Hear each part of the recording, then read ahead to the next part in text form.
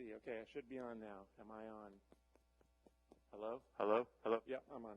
I just needed a little bit so that the internet can hear me. I don't need you. You guys can hear me just fine without it. Oh, say that again?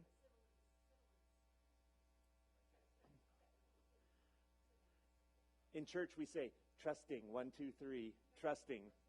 Trusting, 1, 2, 3.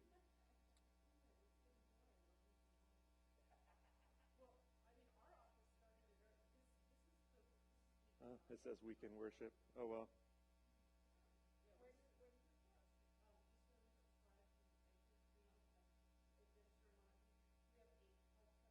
All right, I got to fix the camera just a little bit.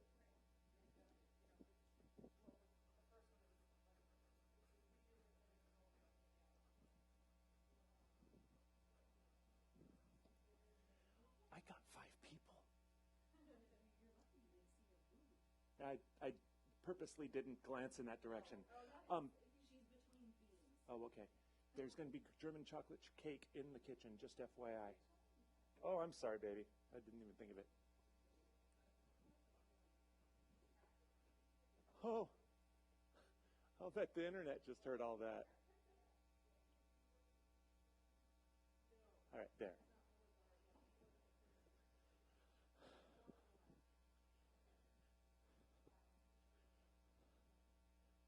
Okay.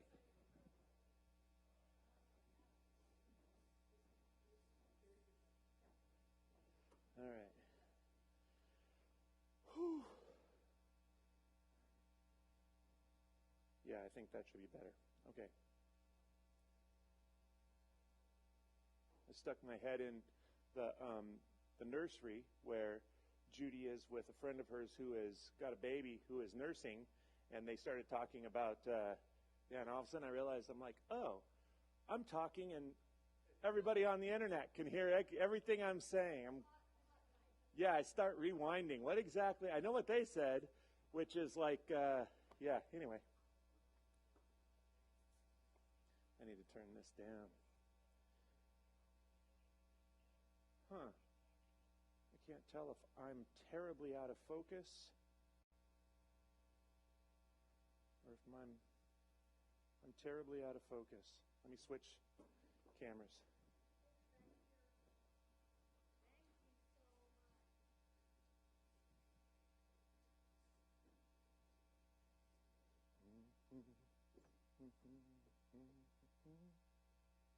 All right, that ought to be better. Terrible production value here at the Riverside Community Church Wednesday night group. It's like takes so long to teach what to do back there that it's almost like I might as well just go do it myself. Whoa! It has subtitles. They type in your subtitles for you now. I never knew that. I never noticed that before. Oh, this is bad too. Oh well, must just be bad going out to the internet. So, if you're watching this and it's blurry, sorry, I don't know what else to do. Everybody let me know if it's blurry in Facebook and YouTube land. Maybe it's just Facebook. Maybe YouTube is not like that.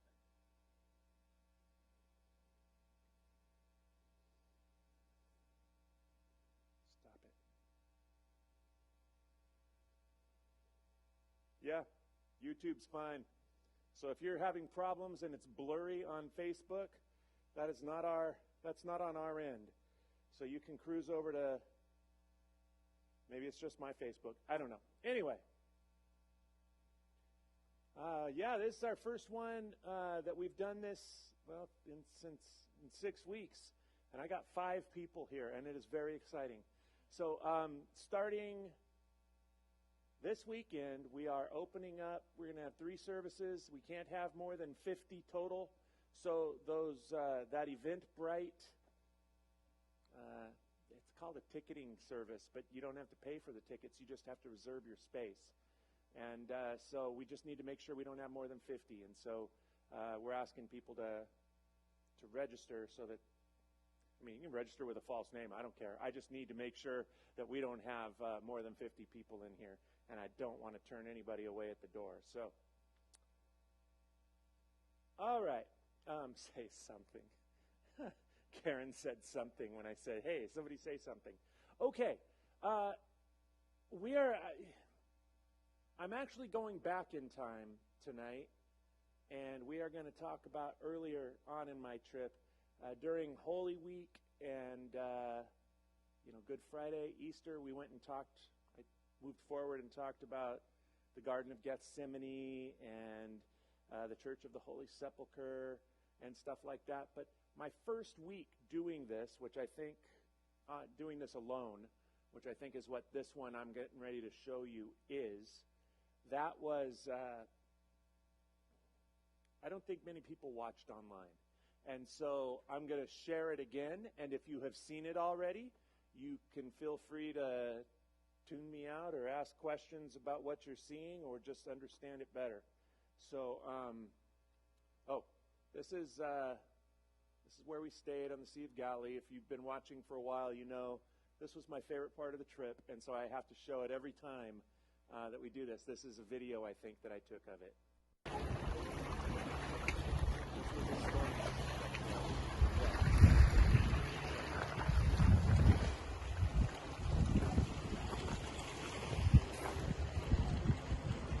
Right on the other side of that building is Peter's house.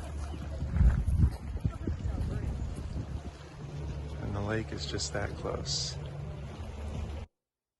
So that was actually at Capernaum, not where we stayed. Where we stayed would be right over about there, on the other side of the lake. When Jesus says to his friends, let's go to the other side of the lake, that's what he's talking about. The Decapolis and everything was over there. Did any of you guys watch last week when I showed pictures from the Decapolis? Okay. It's online. You can watch it. But it was like, it's amazing. It's this giant Roman city. It would have taken him a couple hours to walk there, but really close to Capernaum. So, and ask questions. If you have questions, ask questions. That's just another picture from Capernaum, kind of giving you an idea of, when Jesus goes out and sits by the lake and people gather around, that's the spot.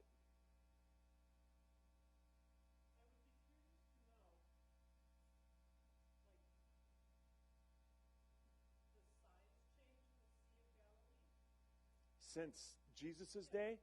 Not much. Yeah, not much. They don't think. Obviously, how could... Well, from archaeological excavations, I'm guessing they would know. But, where I'm standing there, taking that picture, right behind me is Peter's house, maybe 100 yards. And so, it was just that close. It's like if you... Now, there's like a church in between Peter's house and where I am there. But if that church wasn't there, which I'm pretty sure wasn't there in the first century, you'd see straight through to the Sea of Galilee from his, south-facing windows.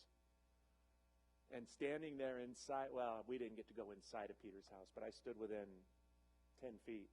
And they're like 99% sure that was Peter's house where Jesus stayed for like 3.5 years most nights. That was a cool place to go. I liked Capernaum. Sea of Galilee was my favorite. I was telling Janet was like, would you ever go back? I'm like, I'd go back and spend just 2 weeks there. I loved the Sea of Galilee. That is a replica of the mosaic that Peter had inside of his house. And so that's from the first, well, this one's not from the first century, but it's a replica. So it can kind of give you an idea. It's like Peter was not a poor guy. So, yeah. And that would have cost a lot of money to have done. And so, when he says, follow me, it's not like he's going up to somebody that doesn't have something else going on and says, hey, you've got nothing else going on anyways, come follow me. Peter left what must have been an incredibly lucrative business. Okay, did any of you see this week, the week that I did this, where I talked about a little bit about Capernaum, and then this place here on the way back to this place. We stopped on the way back to our hotel, and I don't know if you can tell, but there's these little yellow spots, yellow-green, and they're parakeets. And they were like, they were the size of like your guys' parrots, that you guys had. And they would squawk. They'd make this loud squawking noise, and they were beautiful. And our guide didn't like them at all because they interrupted him. He did not like being interrupted. Michael Card could go, and it was like he nothing could interrupt him. Nothing could knock him off of his game. But our guide, David, that guy regularly. And so it's like we went like just a couple weeks after that whole Iran dust up in early January, when everybody was afraid that was going to cause World War III. And so there were lots of Israeli jets flying overhead all the time, and I mean making really loud noise. And so he'd be talking, all of a sudden, and he'd just sit there and go. He just looked so angry. When these guys were here, everybody was looking at him, and they'd just squawk and squawk and squawk, and he'd be like, "Go away, go away!"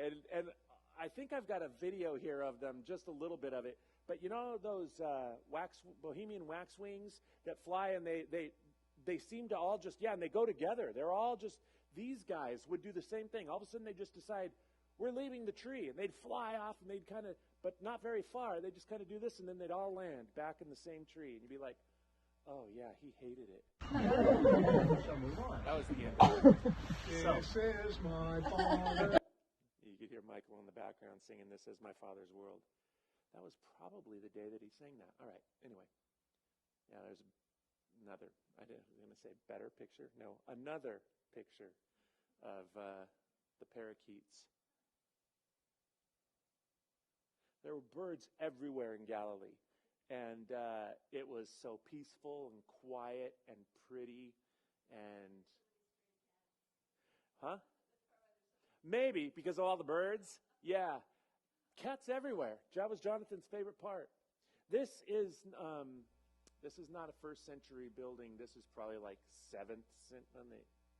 probably like around 7th century, 5th century, 6th, somewhere in that area. But it is an actual church that was built on the shores of the Sea of Galilee, and it's a Byzantine church. So it's like that's when the western part of Rome kind of gets weak, the capital kind of moves east to Byzantia, which is now Constantinople. It's probably something different now. There you go. So there's a song. All right. Anyway, this is a Byzantine church, and it is incredibly well preserved. It's not like it's just in a national park. It's not some religious shrine or anything. That's not us. That was a group that was there, and that was sort of the nave. That's where the pastor would stand when he was preaching to his flocks. That's a baptistry area. And it was just super pretty. We stopped there, and our guide talked about this. He wrote a book. It may have been his PhD thing that he had to do, but he wrote a book about the God of the nations. Did I talk to any of you guys about that? Do you guys remember that? Okay. It was a fascinating idea. He said, if you read through Genesis, there's a point at which, like, kind of after the Tower of Babel, there's a point at which God kind of loses the nations. You know what I mean? And they become nation groups. And there's this talk about, like, in other places of the Bible and there in Genesis about these, like, each nation kind of had its own god, which would have been a demon, over these individual nations. Well, God didn't have a nation. And so our guy David Miller, he said, so what do you do then if you're God and you want to take back your world? You start a nation. And so he goes to Abram and he says, I will make you a father of I'll make a great nation out of you, and I will give you this land, and so that was his whole, going back to the Abrahamic covenant and talking about how that covenant is different than the Mosaic covenant or any of the other covenants that God enters into. All the other covenants have conditions. The one with Abraham has no conditions. He just says, I will be your God, and you will be a father of many nations, and I will give you this land. And, and he just kind of, and so there are no conditions on Abraham.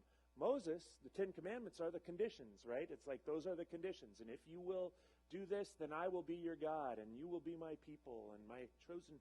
And so he goes through all of that, and he says at the end, he goes, that means that Abrahamic covenant is still in effect, because God doesn't break his covenants. We break our covenants, and if God has made conditions, well, then that means God's out of his end. But this one doesn't have conditions. So his theory, see, he's a Christian Jew, Jewish Christian. So what he wants us all to think is that he's arguing that in God's eyes Israel should still exist as a nation, which I don't disagree with him necessarily, but he seems to think that if it ceased to exist, that would be like that God's plan would be, wouldn't work out. And so he's sitting there and he's going along. It was a great argument. I mean, really interesting argument, right? But I'm just sitting there and I'm kind of like the wheels are just turning a little bit, and I'm like, so okay, that's cool. I like that. But what about, is it in Hosea where it says that God gave Israel her certificate of divorce and sent her away for unfaithfulness? I was like, what? And he didn't like that question at all. And he kind of snapped at me. And I could tell so I kind of stepped back. I was like, okay, all right, yeah. I was just asking, because I figured if he's done his PhD on this, if he's written a book on this, he must be ready for this question, right? This would be the one that would pop into everybody's brain. No, he didn't want to deal with that question at all. That's him, actually. Yeah, that's kind of what happened. He was really interesting. That's him, by the way. I didn't point that out. I didn't even notice it until just now. Really nice guy and brilliant. I mean, absolutely brilliant. He could speak like 5 or 6 languages. No matter what language was spoken when we got to whatever part of Israel we were in, he could talk to the person. And he, but the way he liked to teach is he would go, so, let's see, what's one of the, I can't think of one of the things that he would be asking us about, but he would ask us a question that 20 years ago, every Christian would have thought was, like, the answer was A, and it's not, it's B, right? But now, 20 years have passed, and most people kind of know now it's B and not A. And so, I can't even think of what, like at one point we go and we're looking down inside of this really long tunnel thing, and he's like, what do you think we're looking at down there? And somebody would say, is it a sewer? And he'd go, no, like that. And so I remember the first day that he did that, I was like, wow, that is an interesting teaching technique. I've never had a teacher do that before, and somebody else would guess. He'd go, no. And then he would be, and so you're looking down, he's like, those are chimneys down there. He goes, we're 30 feet above. And so at one point, Jonathan even made that statement. He goes, are we looking at the chimney of a house that was from, and if somebody answered right, he'd be like, because he wanted to yell at people a little bit more so I knew more of the answers than he liked. And so I got to where I just didn't answer any questions anymore because he didn't like that. I can't blame him. I am a smart aleck. Yeah, that's where that's him, and he's doing his God of the Nations thing. That was right before I said, what about the... That guy right there is the guy that got so sick on our trip, he missed about half the tour. Poor guy. Beautiful place, though. We would always get back to Ein Gev about half hour before sunset. The Sea of Galilee at this point in time is like 10 feet higher than it's been at any point in time for the last 50 years. It's been the wettest season on record, that anybody that's ever been there can remember. And this used to be dry. Last year when they were there, this was dry. And that's grass growing there. All the way out there was dry. And now it comes all the way up. And it's really interesting. When we did Qumran, and we were at the Dead Sea, there was grass growing on the hills around the Dead Sea.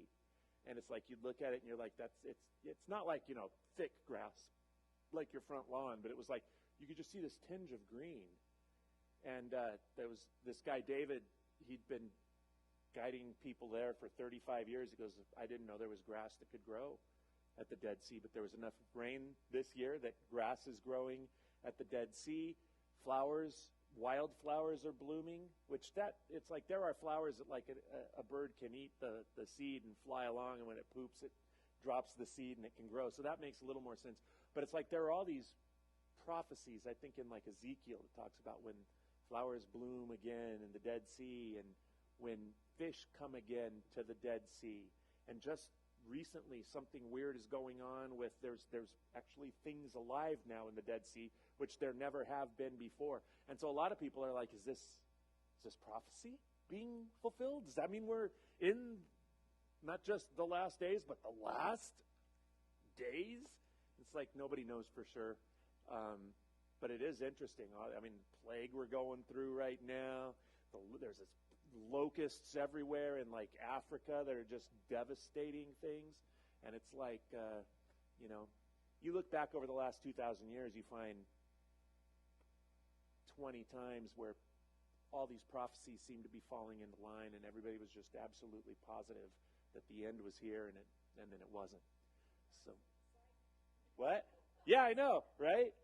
It's like just be ready all the time, okay? That's the lesson here. So you.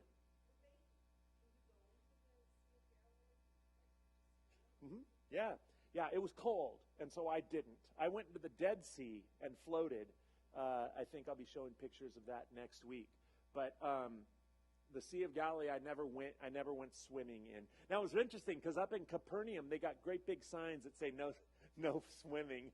And I was like, I asked some guy that was standing there next to me. We were both standing there. I was like, I wonder what they would say about if you're allowed to walk on this water or something like that. And the guy just kind of looked at me and walked on.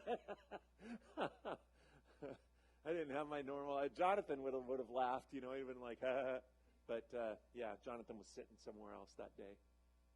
So yeah. We did really well. He even said after the whole tour was over and we were back in England, we spent 2 days before we flew then the rest of the way. He goes, not that I thought that we would just be fighting or anything, but he goes, I figured that we would get on each other's nerves or something. He goes, we've done really well. And I said, well, speak for yourself. No, I didn't. So, it says they can't hear me. Oh, Elisa can hear me. Can you guys hear me? Let me know if you can hear me. Karen says she can't hear me. Anyway, so yeah.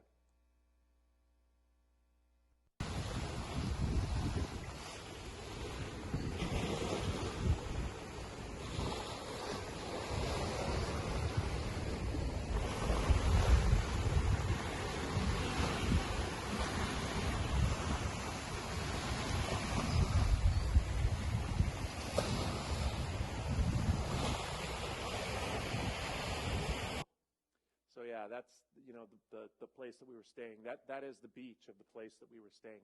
And the second day we were there was some South Koreans. There was a South Korean tour group that was there the same time we were, and they were out actually swimming in it. And I was like, those are some mighty tough people.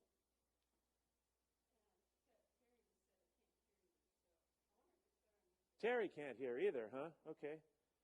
Let me turn it up a little. Because it's funny. It's like some people are like, I can hear him. Other people are like, I can't hear you. So let's see. Testing, 1, 2, 3, testing. Okay, that's on. We'll turn this up a little. Hello, hello. And I'll turn that up a little bit. Okay. Well, it's showing that we've got sound, so if they can't hear, I'm guessing it's on their end and not ours. Gosh, I love that place. I'm looking, oh, that was so nice.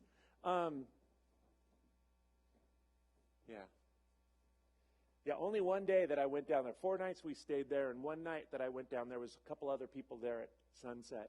Other than that, I was all alone. That's the armory at the kibbutz that we were staying at, and kind of shows you back in the 40s when it kind of got started, late 40s, early 50s, and that used to be Jordan. And so the Jordanians would sit up there and lob mortars. That's the word I'm looking for. And so they've like, you can't see it here, but they've got a vast underground bunker system in there and stuff. And so there was one lady that we were talking to who, when she was little, her family came here for a holiday from like somewhere else in Israel, like up by across by the sea. And they got there, and there was going to be this big concert, and all of a sudden the Jordanians started lobbing their mortars, and so they all ran down into the underground bunkers, and the band just kept playing, and it was like that was life for them back in their days. Slightly better, it says. I don't know what to do other than that. I turned everything up that I could. All right, the armory. That's another picture of the armory. The kids that worked there, well, yeah, a kibbutz is like communism, right? It's probably the purest form of communism on the planet. It's like nobody owns anything, and nobody is more important than anybody else, as opposed to some forms of communism where, you know, you kind of still end up with this ruling class. But so nobody owns anything. They don't even know. But it's like you would see these kids working in the cafeteria at night, and then you would leave and you'd go out and you'd be walking around the grounds, and you'd see these kids walking around with their machine guns on their back, just, you know, kind of walking along, just hanging out. You would see that a lot in Israel. Whole groups of teenagers, it looked like, just walking with these machine guns. You're like, huh, okay. Yeah, there's the South Koreans. They're having themselves a good time. Oh, I think this.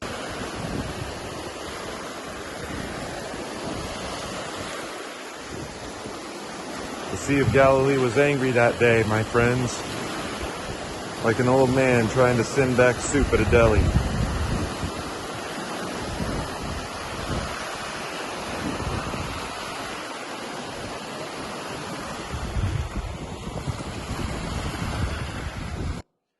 It was rough that day. Most of the days that I would go, it was just like glass out there, but it was windy that day. The night before, the night that we got there, I went out on the beach and I saw, you know, everything kind of going on, and then the sun went down, and I went back to my room, and I was in there for maybe 10 minutes, and all of a sudden me and Jonathan were like, do you hear that? Is that rain?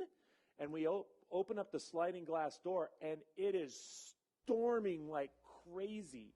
And I mean, the wind is blowing, and just torrents of rain. And I thought, you know, that whole story where, you know, they didn't want to go out on the Sea of Galilee because they were afraid of storms.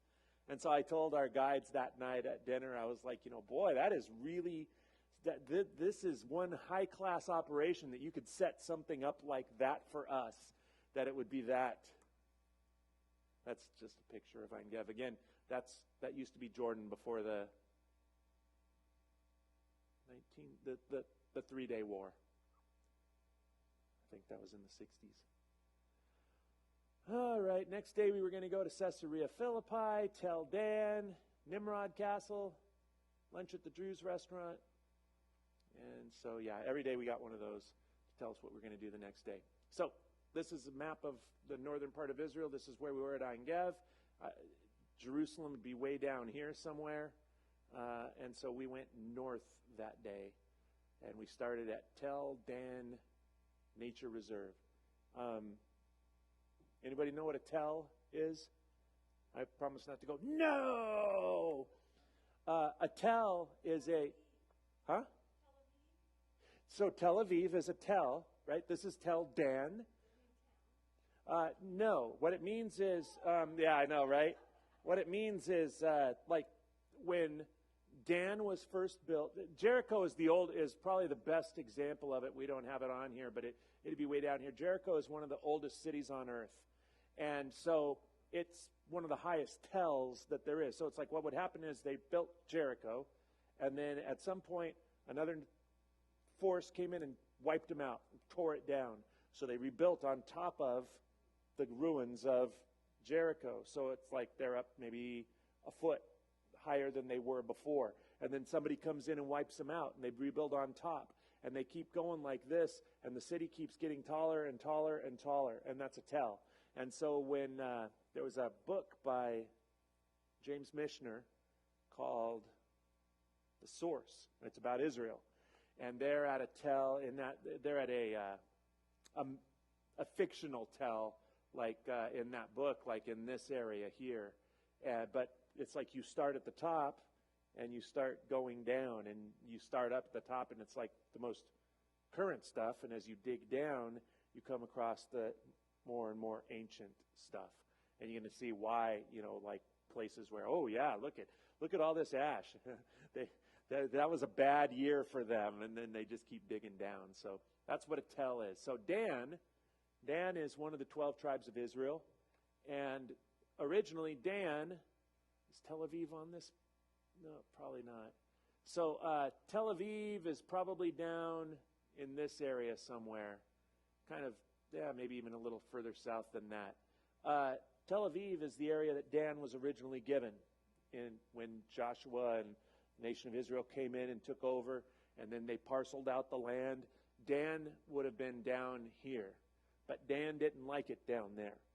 And it was like, because just south of them was the Philistines. And if you know your Old Testament, the Philistines were powerful back in the day.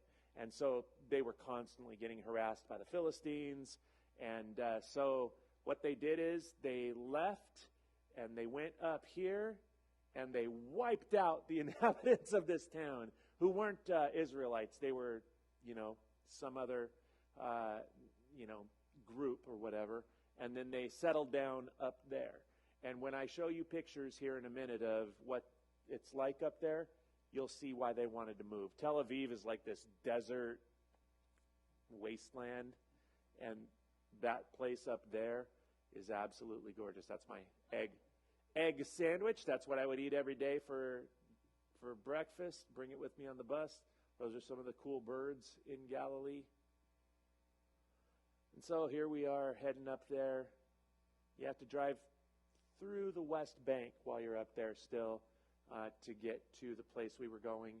And so that's danger, mines. And everywhere you went in Israel, there were these fences, and it would have these yellow signs that said, do not come in here. It's mined. And so, but then you'd come around the corner, and it'd be like just like some modern country. It was very strange.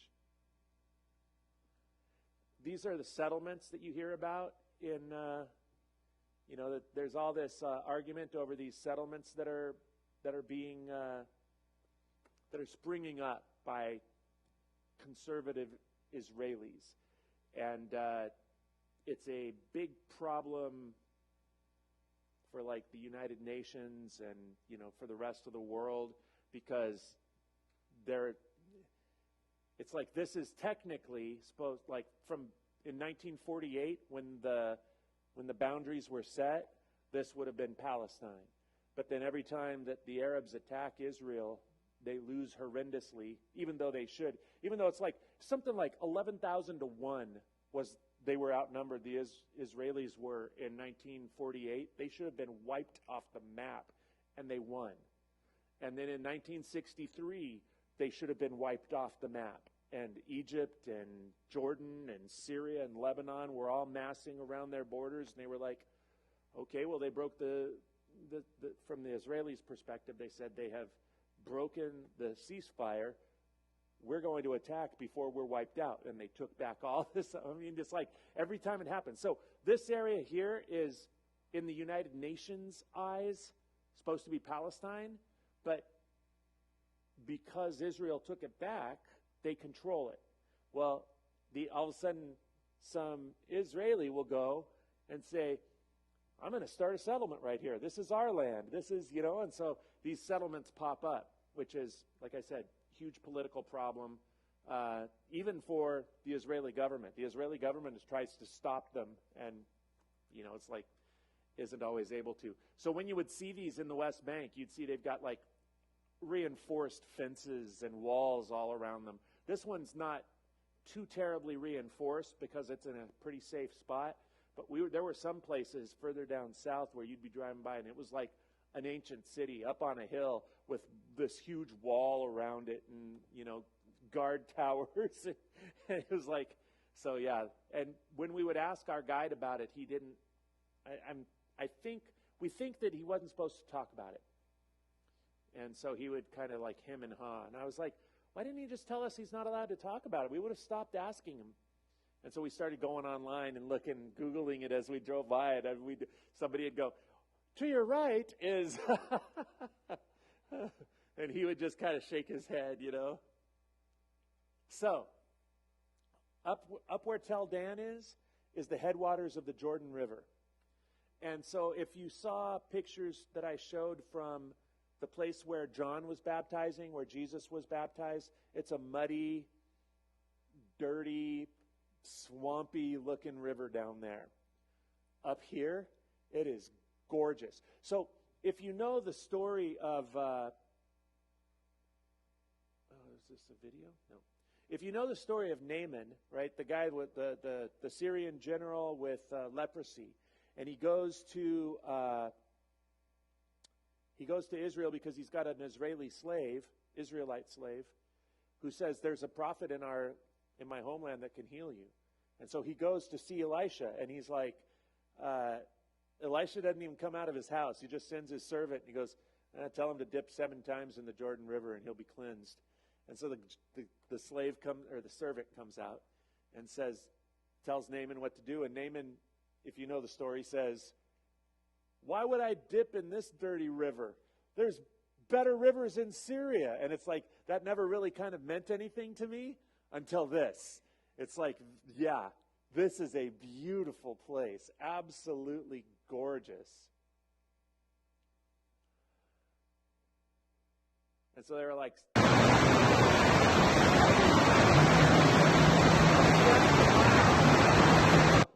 Okay. Just to give you an idea, there I am standing at the headwaters of the Jordan.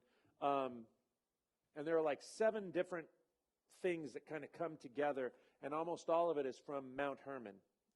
And it snows up there, and then the snow goes down into the mountains somewhere, and then it comes up. And you'll see it comes up out of the ground. I don't know if you can tell, but it's just a spring. And it's like water's just bubbling up.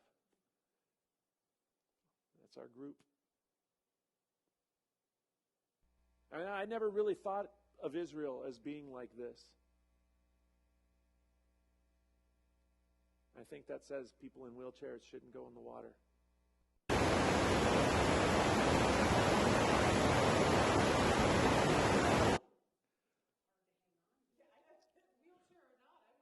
No, I wouldn't either. And you'd be walking on these rocks and the water's just kind of flowing by.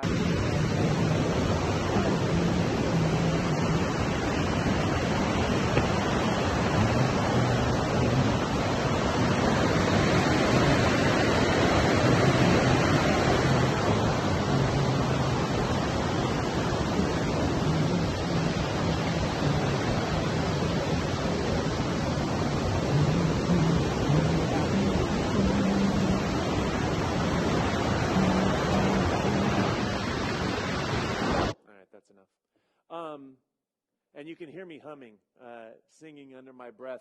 There's a song we sang in youth group when I was in high school, and it was like, Jordan River, I'm bound to cross, which is like a story of going to heaven, right? Because you get to cross the Jordan River to go to the promised land. And so it's like all the way I'm singing this song, Jordan River, under my breath, and I didn't even realize until I got back and was putting them together for the slideshow. I was like, I was singing all the time. Those people, but of course you could hear how loud it was. Nobody could hear me.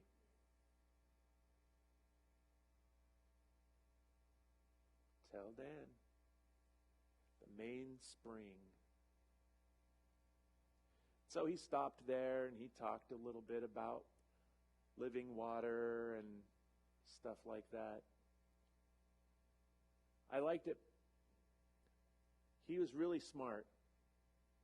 Michael is a much better teacher and pastor. You know what I mean?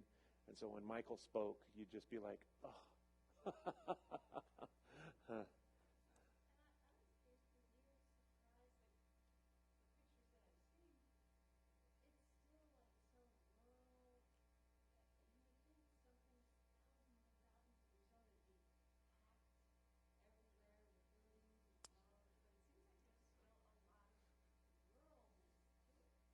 Part of it is that the Jezreel Valley, which is south of where we are here, but that part of the world, it sits like right in between Asia Minor and, so like Turkey, and it's the kind of the gateway if you were going to come from Europe and come down around, and Egypt.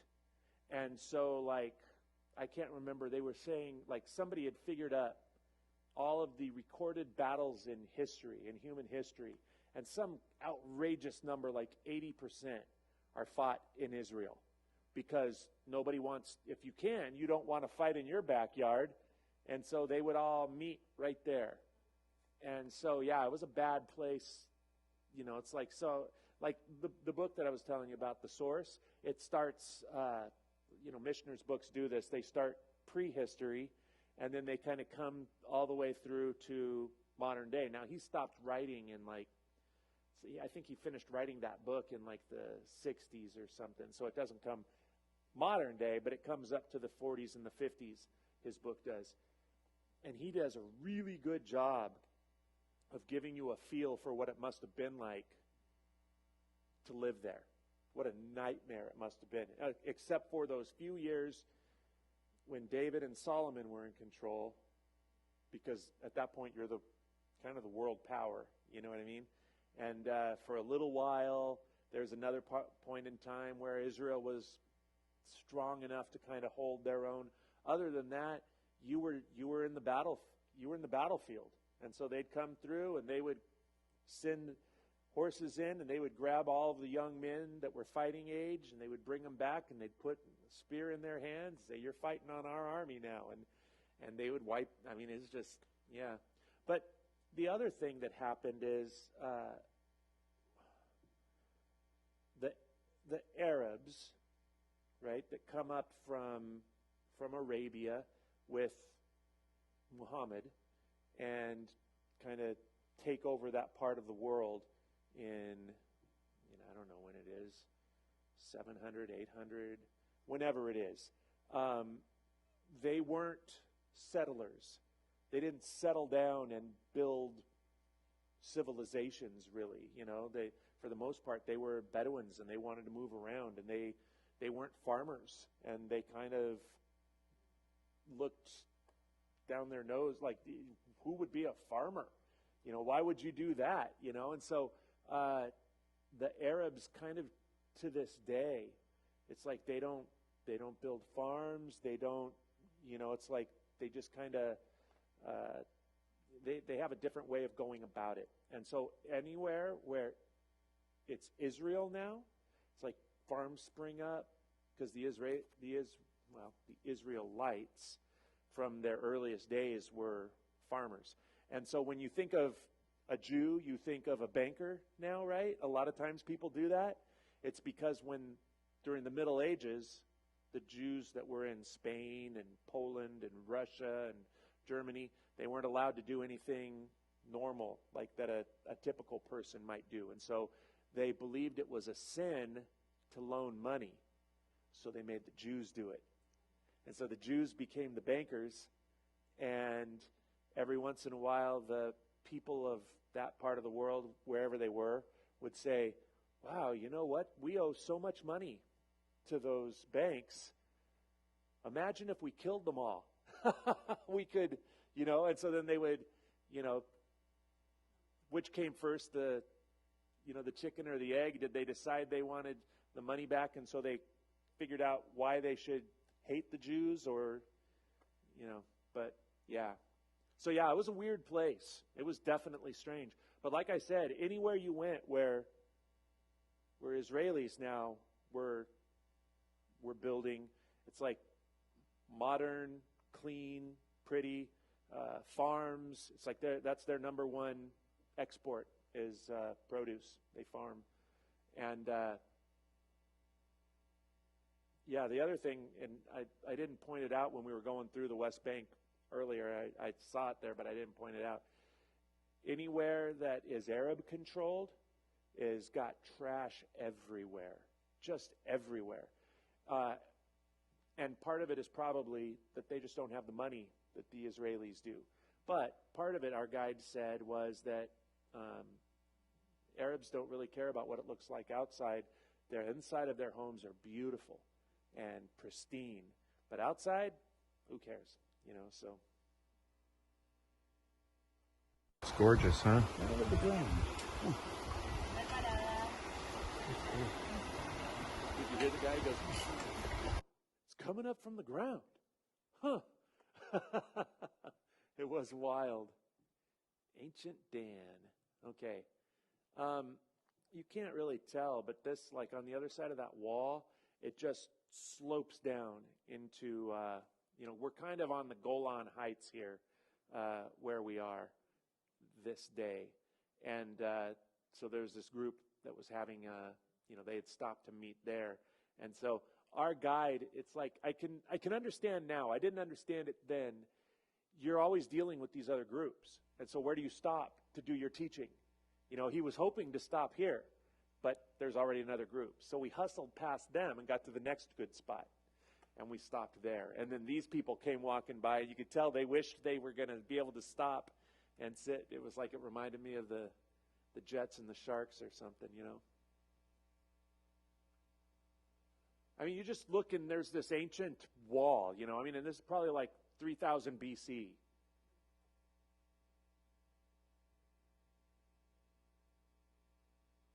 And this is me just walking by because we had to keep up, and I just walked by, holding my phone up. Jeroboam ordained a feast, and he offered upon the altar, sacrificing unto the calves, and ordained a feast unto the children of Israel, and he offered upon the altar and burnt incense. This is like one of the ancient high places. If you know anything about the Old Testament, the high places were, they felt like for whatever reason that up on the hills they were closer to the gods. Even though the gods sometimes lived in the ground or whatever, but they would go to a high place to worship. And there would be an altar there, and there would be, all this stuff. In the most ancient of times, they had what they called standing stones, and they would just stick a pylon in the ground, and that represent the god to them. And so throughout the book of Judges, Gideon pulls down the high places of his father and the town, and everybody gets mad and wants to come and kill Gideon, and it's like, and God is constantly saying, tear down the high places, tear down the high places. This was one of those high places. And that is Syria. And this is like kind of like, these aren't ancient walls here, well, from the 40s. These are the walls that the Israeli army built to protect themselves. And this is like a bunker and stuff. So we kept walking. That's Syria right there. And this road is the borderline between. Nobody uses it. It was quite strange to be there. You can see the bird riding on the back of the cow. And so that's just kind of showing you, it kind of tells the story about in 1948 when they were, and then again in the 3-Day War, when they were trying to protect themselves from the Syrian army that was coming. I think we're going to have pictures of, okay, there it is. A pencil was responsible for the water war between Syria and Israel. The British wanted the border between the British Mandate area of Eretz Israel and the French Mandate area of Syria and Lebanon to reflect the biblical verse from Dan to Beersheba. Right? There's this verse in there. So they drew this line in 1923. The border was drawn covered by the pencil line, which represents 30 meters of land. Right? So on the thing, the pencil line, when you figure it out, that's 30 meters, and they both wanted the 30 meters. And so they fought over that. And what happened was, back here, like, so you saw where all that water was coming out and the Jordan River and stuff. There's a place up in Syria where if they diverted the river just so, it would dry up the Jordan River pretty much by the time it got down all the way to Israel.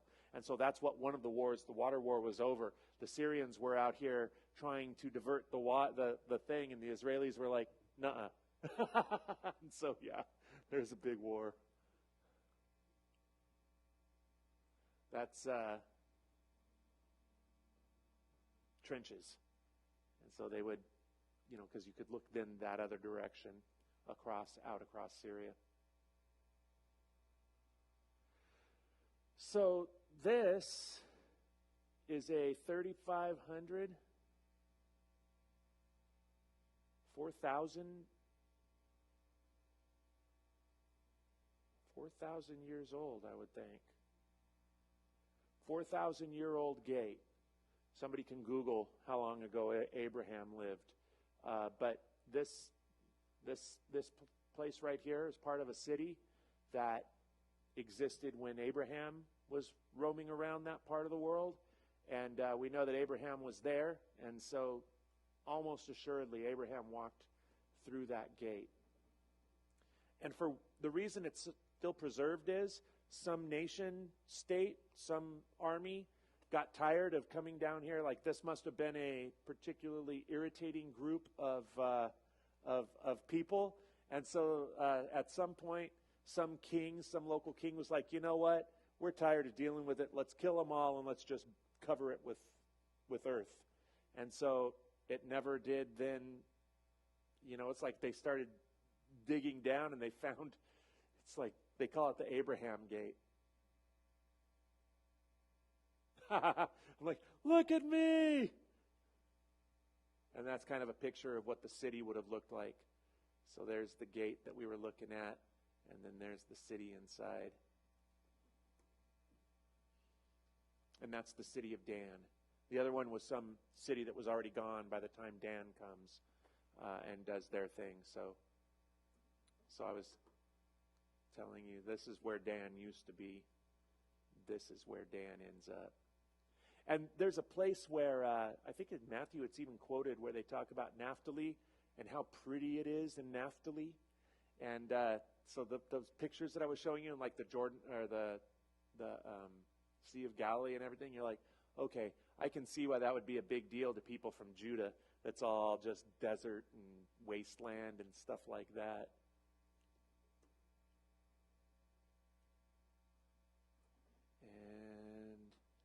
This over here is probably the most well-preserved high place. That's it. The most well-preserved high place on earth. And we didn't even stop to look at it because we were on the Life of Christ tour. And so, I was frustrated. I was like, hey, but it's like, nope, we don't have time. Okay. All right. That's it over here. And he was taking us to the city itself. So, which city itself is pretty impressive. But I mean, even the city, it's like he takes us over there and he talks about Old Testament stuff. All right, I'm not bitter. And I'm not. I know that he had a really hard time figuring out. But on this day, I didn't know it yet. on this day, I was like, what? Why can't we go in there? But it's like we barely had enough time to do everything that we did. Oh, yeah. Yeah, you totally could. You totally could. Elaine asked, can you go on your own? You totally could go on your own, and you just, and in Galilee, it would be no problem. You'd rent a car, you'd drive around. Siri would tell you how to get from where you are to where you want to go, unless you have an Android, and then I don't know what that person's name is that would guide you. But yeah, maps would guide you, right? And it's like it was amazing how, and the infrastructure. I would never drive in Jerusalem. Never, ever, ever, ever in my life. I barely wanted to walk on the sidewalks in Jerusalem. It was crazy. I mean, we went straight there from London, right? And London was not that crazy at driving. But I've spent time in New York. I grew up in Los Angeles. I've spent time in Chicago. Arizona is the craziest drivers that I think I've ever seen in the States. I'm like, this is nuts. Our driver was an Arab Israeli Christian, which is a really interesting combination. His name was Kamal, and he was awesome. But he would take buses places that I wouldn't want to take my car. And other cars coming I'd think, surely this is a one-way street. Oh, no. And he just, just flying down there. I'm like, holy smokes. No, thank you. So, yeah, you can totally go by yourself. As a matter of fact, Terry Rose, I don't know, they might have been supposed to go at this point in time. They were going to go sometime this spring to Israel.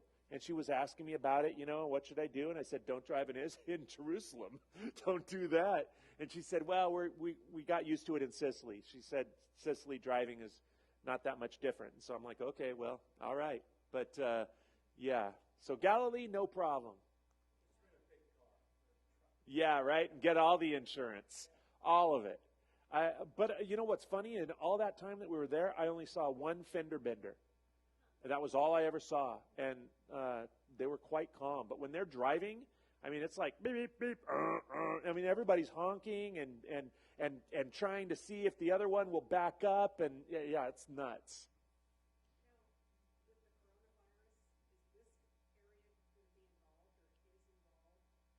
In the coronavirus? Oh, yeah, and Israel shut itself down, and Israel's having a real problem with the coronavirus because the Orthodox Jews are going to meet no matter what. It's like, no, you're not stopping us from meeting. And so everywhere where there's Orthodox cities where the Jews are continuing to have their Sabbath and their all this stuff, it just exploded there and was killing tons and tons of people. The military finally went in there and shut down a couple of those cities and said, stay put, and so it's kind of lessening out, evening out. But those were the only real hot spots in Israel, I guess, as the places where the super ultra-Orthodox Jewish communities were, and they weren't going to, no. It's like, but, it's interesting. The Jews, it's like, that people will say, how could God let this happen to us? Not a Jew. A Jew would be like, yeah, terrible things happen to us, and we are the people of God, right? There's no disconnect there. They're like, either we live in a broken world or we did something and this is our lot in life. And so that's why so many Jews died in the Holocaust, because there was this real sense among them in Germany and Poland, and later in Russia when Stalin takes over and stuff, that they were like, yeah, if the goyim, the Gentiles decide to kill us, who are we to try to avoid that? It's our lot in life. That's, and so it's like, yeah, it's like there was a lot of Christians in this country who were like, we're the people of God and we're to be brave and powerful, and because of that, God will prevent us from getting there were some churches that were saying that, and then God didn't stop it. They got sick, and many of them died. The Jews would say, you've got that right. We're the people of God. We shouldn't be afraid, but it doesn't mean we won't die. You know what I mean? And so, yeah. So, yes, it's everywhere. And, well, Israel was hit hard, but I think they're coming out of it. The entrance to the gate to Dan from the time of the Israelite kingdom. So, yeah, that's the high place again. Those walls are 3,500 years old. Yeah. I mean, no older, because this is from the time of the judges. Nuts. Absolutely nuts. You go up there and touch that rock, and you're like, because it gets covered up. And so, yeah, this wasn't standing here for 3,500 years. It was covered up, and then archaeologists came and pulled the stuff away, and now it's like they're protecting it. So like that thing of the Abraham gate that we were looking at, it had this giant glass structure over the top, so it doesn't get rained on anymore, and it doesn't get ultraviolet light hitting it anymore. When was it excavated? Like in the 80s, I want to say.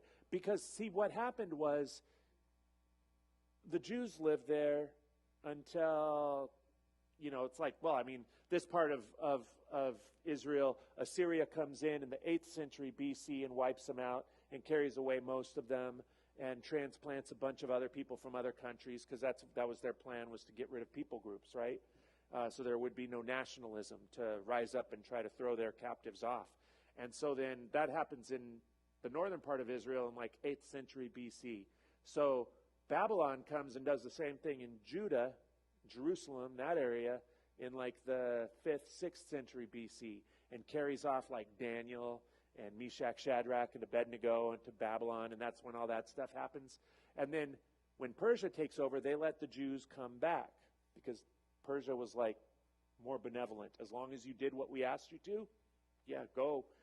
Rebuild the walls of Jerusalem. What do we care? That piddly little town, yeah, rebuild the temple, okay. And so the Jews go back. And at that point, they become more the people of God probably than they had been since the time of David. And but they're very rarely in control of their own. There's like 150 years where they throw off Greek rule before the Romans come through. And then the Romans come through, and the Jews live there until 70 AD when they revolt, and the Romans just wipe them out and carry away just about everybody into slavery. And at that point, what Assyria and Babylon tried to do happens. Israel becomes this melting pot, and it's not mainly Jewish. There are Jews that live there, but not very many. And so as you go through history, that's kind of what happens. It's like there aren't very many Jews there at all. And so nobody cares about the Jewish archaeological sites. And if they do care, they care in a negative way, right? And the same thing with, once Christians take over in 350, when Constantine makes it the religion of the empire, then the Christian holy sites take on meaning. But once the Arabs come through, those places don't have much meaning anymore, and they live there for 1,500 years. And the Jews keep moving back, because I learned this in that Mishnah book. The Jews believe that there's going to be this, like we're waiting for the second coming of Jesus. The Jews believe that when the Messiah returns, at least many of the Jews, that when the Messiah returns, that dead Jews will be resurrected. And they had this belief, it's floating around, they had this belief that if you were buried in Spain, you'd have to tunnel through the earth and come up in Israel. And so there were an awful lot of Jews, like especially the old ones, when they got to the end of their lives, they wanted to go back to Jerusalem. And if you saw the pictures from Jerusalem, there are graveyards everywhere around Jerusalem. Everywhere. And it was because they didn't want to have to tunnel when the time came. But so what that means is that in 48, when Israel becomes a nation, they've got this real little small spot that they protect, that they defend, and so that's Israel until the 3-day war, and that's when they take back this large section. And then in the war in the 70s of Yom Kippur, they take back even more. And so then at that point, then they can start excavating all these really important archaeological sites. So it's like most of these things have only been excavated in the last, what would be now, 40 years? Yeah. Yeah, so it's really interesting. That's that high place I was telling you about. Yeah, so Jeroboam, King Ahab, Jezebel, and all them, right there. You know, it's like, blows me away. So there's Jonathan. David, that's David, our guide. He chose Jonathan. The gate to the city is right over here on Jonathan's right, and but he had Jonathan come up there and sit in this little spot, and he kept asking us, what do you think this place is that Jonathan's sitting in? And somebody has answer, no, no. And so there's this guy that reminded me of Will Ferrell. He sat right behind us on the bus. His name's Kevin. And I lean over, I go, ask him if it's the place where the elders would sit and dispense wisdom. And so Kevin goes, is it the place where the elders would sit and dispense wisdom? He goes, yeah. How'd you know? And Kevin goes, I just know things. And so he said, we get into the bus later on, and he leads up, he goes, I'm going to stand next to you all the time. Just keep giving me lines. Yeah, he was hilarious. They were from Indianapolis. So yeah, Jonathan sitting in the seat of the elders. But Ahab would have sat there. Jeroboam would have sat there. I mean, there. That's nuts. And when we were in Chorazim, not in Capernaum, which was the day before this, there's a first century synagogue there, and there was a Moses seat. You hear Jesus say to the people, the Pharisees, you have to do what they say because they sit in the seat of Moses. And I always thought, well, what does that mean? Well, he's talking about this actual seat in the synagogue where the Pharisee would sit, and he would pronounce, interpret and divide law and stuff. So I got a picture of myself sitting in the Moses seat in Chorazim. Now it's just a replica. The real Moses seat that they found there is in the Israel Museum, but it's like I got a picture of me like. So yeah. There's the walls. And see, I was a little cranky that day because right there is the gate, and it goes back. And he goes, when he gets done talking about the thing that Jonathan is sitting on, he says, all right, now we got to go. Let's go, let's go, let's go. And I'm like, can't we go in the city? He's like, no, we don't have time to go in the city. And so as we walk around the corner, I see that it just keeps going back. And so he's walking past me. I go, how far back does it go? He goes, oh, all the way to the altar. And it is awesome. And he goes, come on, let's go. I'm like, no. And so we head out. And you got all these bunkers and stuff. It's 7:40. It's about time to stop. The next place we stopped was at this place called the Hanging Trail. And it's in this gorge. And you walk through, and it's like, let me see if I can give you just an idea. Yeah. You're down in a gorge. And this huge, massive river is running under you. So, next week I think we're going to do Masada and the Dead Sea. And yeah. But for tonight, that'll do us. Oh, Terry Rose said they got canceled because of lockdown, so they didn't get to go to Israel. I wondered. All right, bye everybody. You can join us next week if you want to. Yeah. Somebody, well, maybe my brother-in-law said, I was like, yeah, but how do we decide who gets to come? Like opening up for for 50 people at a worship service. And he goes, you auction off the seats. It's like, I have a feeling Jesus might not be happy with that. Yeah, exactly.